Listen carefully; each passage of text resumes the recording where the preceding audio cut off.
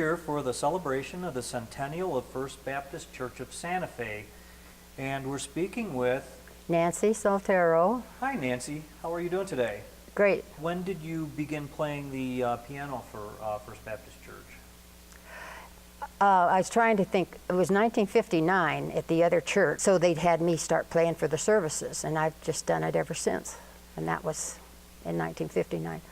And so being that you were a member of the old church on down Gaspar, what are some of the memories that you had of the transition from the old church to the new church here on Pecos Trail, or Old Pecos Trail? Yeah. Excuse me. It was very smooth as far as I remember. Did they already have a piano at the time for the church? Yeah, it was just an old one too. They moved over from the church and they moved that old organ over too. Can you tell me a little bit about the purchase of the organ for the church? The organ, I don't know that, but I know for the piano, we had a dedication. It was about in 1975 or something like that for this piano. The choir director then thought we needed a grand piano for this church, so he really instigated. His name was Truett Black, and so this came first before the other, before they got the big organ. So this piano is an It's original since piano? 1970, probably 1975.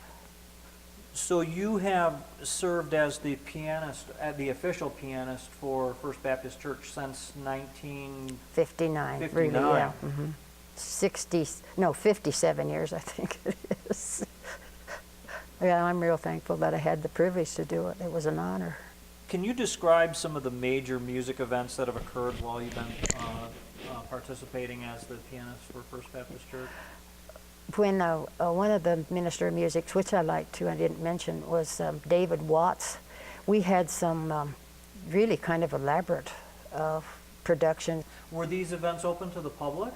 Oh yes, everything was open to the public. And then, of course, every year we have the Living Nativity, and the choir always has a part in that, gives kind of a program for all the people outside that want to come in and listen to it. And I've played for that.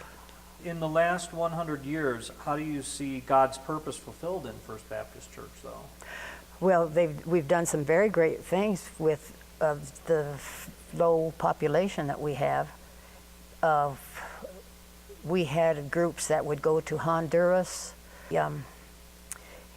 have a program that we work with other churches and for the homeless.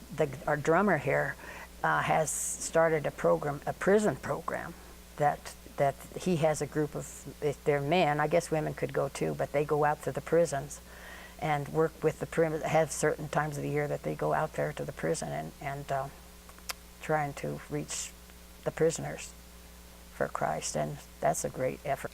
What are your hopes for First Baptist for the next 100 years? I hope it's still here.